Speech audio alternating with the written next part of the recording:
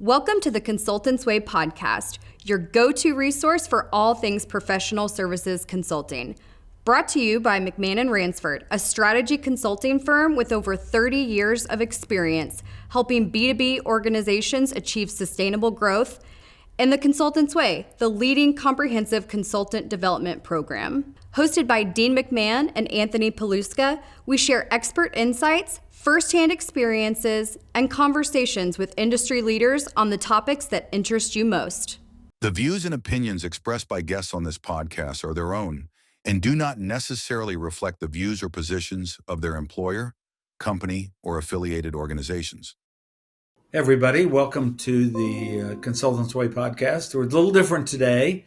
Instead of a guest that's outside of the program, our guest today, with lots of fun data about a study we just completed, is our co-host, Anthony. Anthony, say hello to everybody. Hey, everybody. Thanks, Dean. I think he said hello literally to everybody. So if every single one of you. Yeah, if you felt if left you're out. listening, I said hello. Yeah, and even if you're not, I just want to be clear. So, Anthony, great study. Why don't you take us through, some outtakes, some key learnings that you think would be helpful for everybody? Yeah. No, we really excited to do this. This is our embedded professional services report. So the state of organizations of all shapes and sizes that are embedded within large product, service, software companies. We did interviews with them, and we did a survey with several of the executives across this community, and really. Right, there's a lot of reasons why we wanted to do this, right? We just know things are changing so much in professional services, but the key takeaways in a lot of ways validated some things that we were seeing and hearing anecdotally, and people have probably heard if they've listened to other episodes of this podcast, which is professional services sort of finds itself today at this crossroads, where kind of internally there's more pressure on the PS organization than ever to drive more commercial activities, drive more revenue, just play a more strategic role in helping to grow the business. That doesn't necessarily mean they need to be out there selling all the time, depending on the org, but they have an important revenue generation and retention role. From the external perspective, there's competition all over the place. There's a bunch of unexpected entrants in the market, both because of the rise of artificial intelligence to deliver things and all sorts of other ways to get guidance and advice and implementation support. And then AI is affecting everybody from a technological perspective, sort of from the bottom up within these organizations, changing our delivery models, changing our pricing models, changing the talent model that exists in PS. And so you've got those three factors, the internal, the external, and then sort of the technological pieces of that are causing a shift in our industry here. And we just really wanted to dive into that topic. And that's what really sparked the conversation. And like you said, lots of pretty interesting findings that we came away with, and some takeaways of what organizations are doing really well that are getting out in front of all of this. Did you find that the findings were homogeneous across embedded in non-SaaS, non-software, and embedded in SaaS? Yeah, it actually was pretty universal. So it didn't. Part of the hypothesis was that more of especially our earlier stage SaaS players, would have a different attitude towards the role professional services needed to play, or the pressure that they were under, than some of the really large Fortune 200 companies that we talked to, with large PS organizations that have been embedded in product companies for years, doing more consultative advisory type services. But size was not a meaningful indicator of size of the PS team or size of the organization as a whole, was not a meaningful indicator, nor was what type of product you ultimately supported. It was pretty unanimous that everybody felt a very similar type of pressure and are facing this similar inflection point of what to do with their organization over the next 12 to 24 months. So you think we can really state pretty clearly that PS is going to have the opportunity, you're calling it pressure, the opportunity to increase its footprint, increase its impact, be better at with client responsibility, be better with pulling through product responsibility? I'll say we have the opportunity. I think where we're at right now is almost all the organizations. If you think about the current professional services model from talent, where we have technical plus project management plus some client management resources that are really valuable there. The strategic role, typically execution partners for the broader organization to drive some of the outcomes and the implementations of the product or the technology and to pull through everything else. And you take that on down. We sit in this sort of hybrid world today, as a lot of PS organizations do. And I think the pressure, what it's causing is organizations and their leadership teams to look at, okay, what direction do we need to go from here? Because staying in the middle is not going to work. We're going to get price pressure and delivery pressure from the bottom, and we're going to get customer outcomes and expectation pressure from the top or the left or the right, depending on how you look at that. And so I think all PS organizations, when faced with, like I keep saying, this pressure, they're going to have to take one of the two paths, because it's going to inform everything else they do. It's going to inform how their offers evolve, how they use AI in their business. And one of those is you're going to become more advisory and outcome focused and really center yourself around what does the client need and what is our role in our organization to help the client get more and better outcomes, whether it's through our technology or just in the space that we operate in.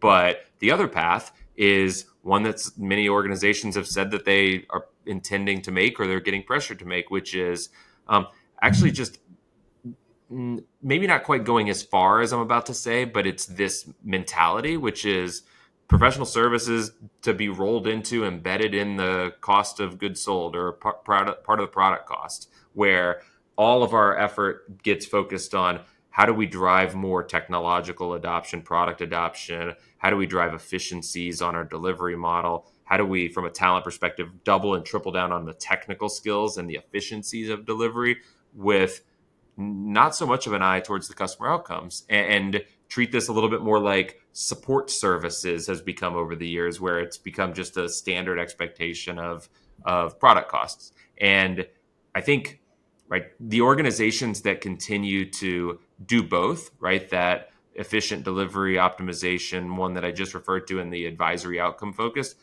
they'll probably need to do that in two separate functions rather than trying to run that as one uniform business, because those are just very different businesses to operate. Yeah.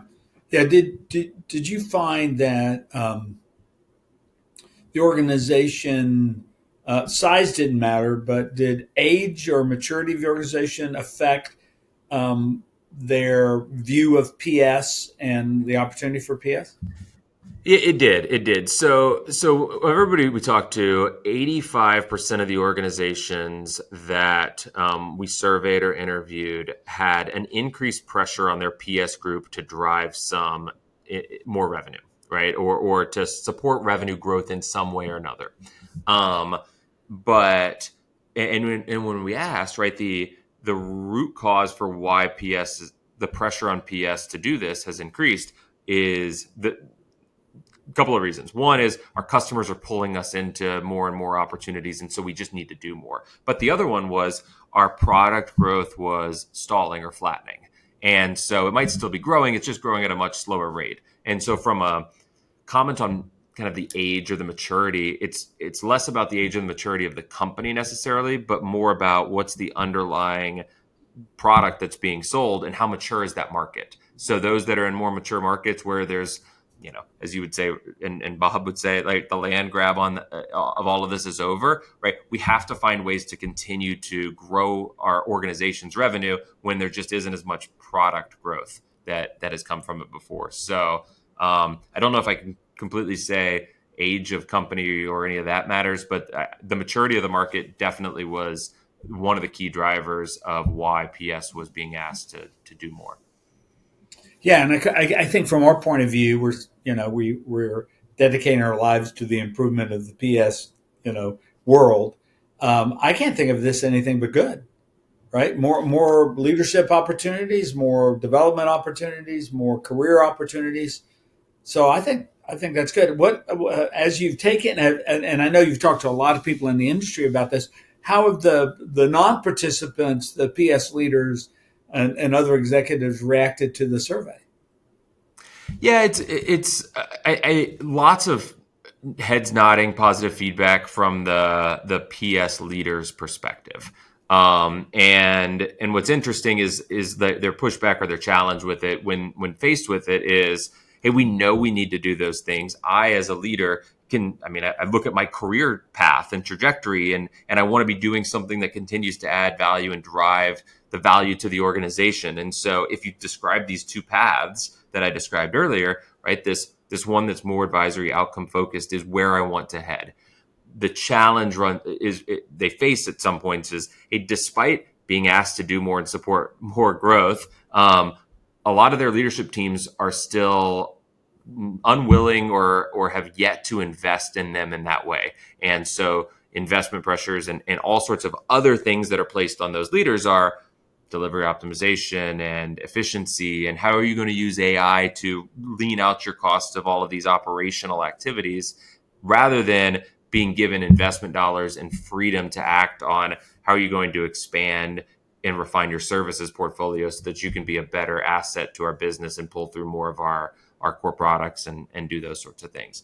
And so there's a little bit of a disconnect and maybe even a fear from PS leaders that say, I know this is the right thing to do. I know I'm headed in this direction. I've been trying to communicate this in so many ways, but I've run into some resistance at my leadership level. And I mean, my takeaway on that is, like, I hope if even at one organization, some of this data in here can start to, and there's some frameworks in the report and all sorts of stuff, we'll link to it here, but can help to give the executive teams at some of these organizations the confidence to support the message that the PS leaders have been trying to communicate for a while now.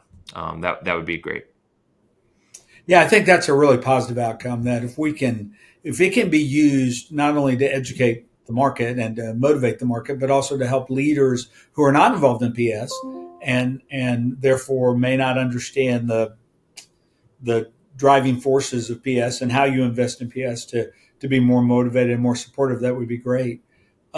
Is this something you think will be done annually, or is this we wanted to get a clear message out in the marketplace?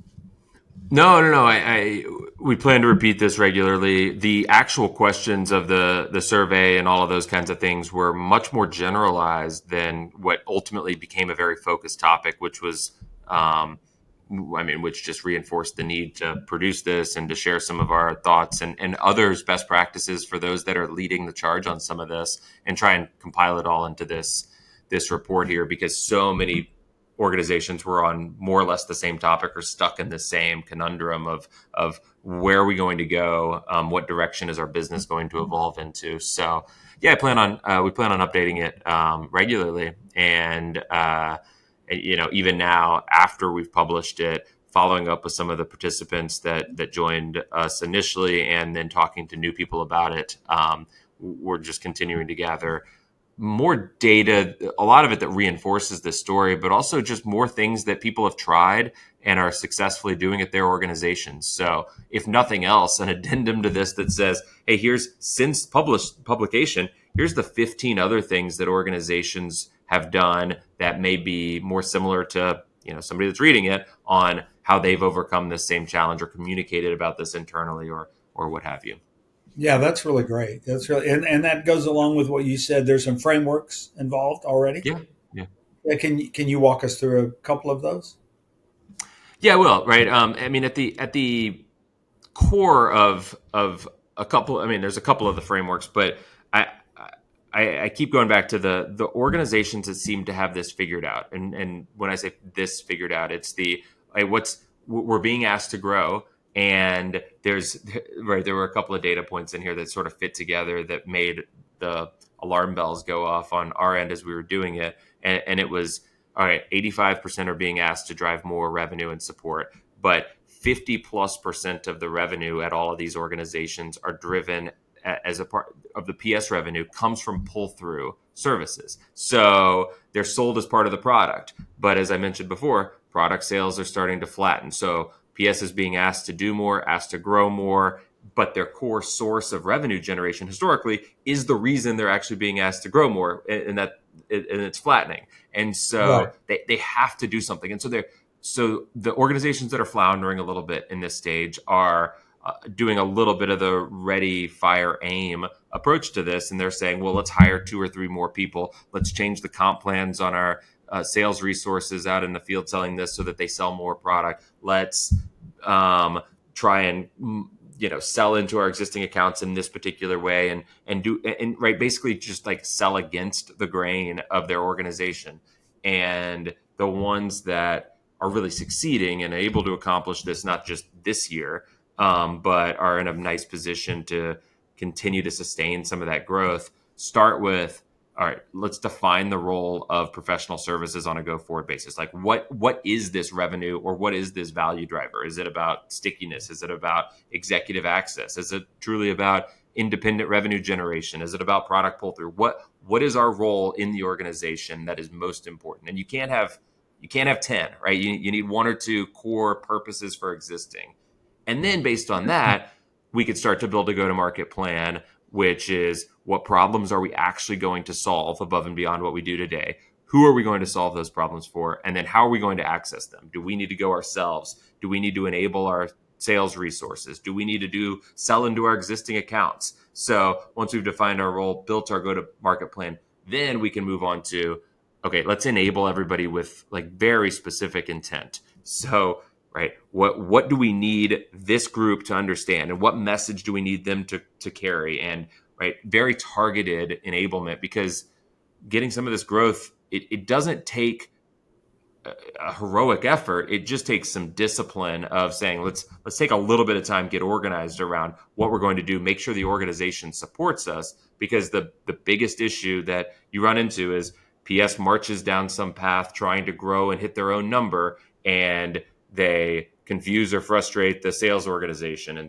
sales might resist and keep PS out of the organization, and it further drives all this tension. So doing it in a very structured way is critical to success. And I mean, that's just right. That's a 4-step framework of what's working well versus what's not. But and there's a bunch of others in here, but that's probably the simplest one, and the best guidance I can give is, hey, as a PS leader, take a step back, get a couple of your peers and your leadership team aligned on what role does PS need to play when we talk about growing this business and supporting growth for the organization as a whole. Yeah, that's very powerful. You even hinted in there a little bit about smart offers, right? Get a little smarter about how you do offers. Yeah, I mean, think about it. Think about that topic, right? On an offer perspective, if you're going to build a new advisory and outcome-focused offer, and your core mission as a PS organization is to create executive access and intimacy for your business so that it can give the halo effect and pull through everything else, the offers you're going to define are so much different than if your primary focus is to drive stickiness of the product, or it's to only drive revenue for the business, or for the PS organization exclusively. Like the topics you're going to be on, the connectivity back to everything else, who you target in your organization, all of that's different. And so building offers with that intent and deliberateness in such a way that you say, well, what's our entry project? What are the next couple of steps? What is the ultimate pull through offering that we're trying to do here? And what does success look like at the end of a client journey or relationship before we build offers is a really important place to start. Hey, this has been very exciting. Give us a little bit of advice to take home with us, something we can do different tomorrow. Read the report. I got that. Read the report, and I'll also say that. So that's yeah, great. And some people might be listening to this and say, "Gosh, I need all of this," but my organization, I know they're not going to be ready for different services, advisory, consultative services, that sort of thing. The report also contains a few other areas to focus on if you're needing to achieve some sort of more significant strategic relevance or growth target within your organization, and some best practices around how to support sales enablement, how to support developing and improving the consulting skills on your team, role clarity, account expansion on those things that you can solve for. And then a big one around what tends to be a problem in PS all the time is our offer book has grown, and there's just portfolio confusion that exists in our broader organization. So it's not that people don't want to or even can't sell our services. They don't know when to pick one versus the other, or how to position us in the right way to get PS at the table in some of these discussions. And so that helps to drive just the regular kind of pull-through revenue that we've come to depend on as a PS industry. And there's some simple cleanup things that can be done there to really simplify that, make it easy for others. So one is, hey, you don't have to commit today to one path or the other, like I alluded to before, and you don't have to wait until your organization gets fully aligned around something to go out and try and hit some of these quick fix items and drive some near-term growth for your business. It's not going to be the same thing that sustains you 3 years from now as your targets change and keep increasing, but it can certainly help you in the near term to get to some level of stability and growth there. So that's one piece. The other piece is I'll offer a little bit of encouragement, because one of the things we hear all the time, and I mentioned this earlier, is our PS leaders say, this is exactly the thing I've been trying to say, and my executive team just won't support that here. They don't buy into that. And a different report, as I was sharing this around, I was talking to a couple of people in an association that we're very familiar with, and they had done a poll of a bunch of executive teams about what they want their PS organizations to do more of. And one of the top things and this is Fortune 1000 technology companies with embedded PS teams. What do we want from our team more so than they're providing now? And they say, we want them to be more consultative and advisory to our clients. We want them to act as that trusted advisor. And then the follow-up question to that was, well, who does that well? And they rattled off McKinsey and Accenture and Deloitte, right? They want the PS teams to behave like the pure play traditional big consulting firms, right? That's how the executive teams think about that. And these are in organizations where I would have talked to a PS leader that would have said, my executive team doesn't want me to play this role. They want me to be more tactical and executional and just drive costs out of our business. But in the same organization, the executives are saying, we want them to be more of this trusted advisor. Now, are they willing to put their money where their mouth is and support you and invest in you? That's going to be organizational dependent. But just know that, right, they're saying those kinds of things that do support that they're in line with all of the things that this report talks about. And then the final piece I'll say is, I don't think organizationally, I don't think there's a bad outcome, right? Not all, the report really focuses on the become more advisory and consultative and outcome focused as a business. But if for your business and your industry, the other path seems to work best, run in that direction as well and try and optimize for that as quickly as possible. I think being stuck in the middle is going to be the challenge, not necessarily saying one direction in the future is better than the other. And there's a lot of organizations that I think are going to be very happy moving more towards the, hey, let's get in, get out, and just be here and exist to make sure that our product can get installed and implemented in as many client organizations as possible. And that's a fine place to be. So as a PS leader, think about where that's headed, where your organization's taking that, if that's the journey you individually want to be on. But if all of those things are aligned, either of those paths are completely fine. And we have some guidance and could point you in some direction of some materials on either of those, should you want it. Well, that's fantastic. Anthony, how would they get in touch? How would they talk to us? Yeah. So we have we'll put the report here in the link. We'll put the link to the report in the podcast notes. You can find the report posted on my personal LinkedIn. It's pinned right up there at the top, so you can find it there. You can always message me directly for it. You can find it on both the McMahon and Ransford and the Consultants Way website. There's lots of different places where you can get access to the report and the details from that. Should you want to reach out to Dean or myself and talk about any of these topics further, you can always reach out to us on our LinkedIn pages. You can email the show at podcast@consultantsway.com, and we can get back to you there. We'd appreciate any feedback and support that you have. And if you enjoyed this discussion, this conversation, please like, subscribe, follow on YouTube, Spotify, Apple Podcasts, wherever you're listening to or viewing this. That really helps get the word out here, because I do think this is an important message for our PS community, and we're happy to have put this together and excited to see the feedback that the community has on what we've produced, and hoping to see it help a lot of organizations take the next step in their evolution. Well, thanks a lot. And we look forward to having you back on every podcast we do. I'll be here next time. Yep. Okay. Thanks. Thanks, everybody.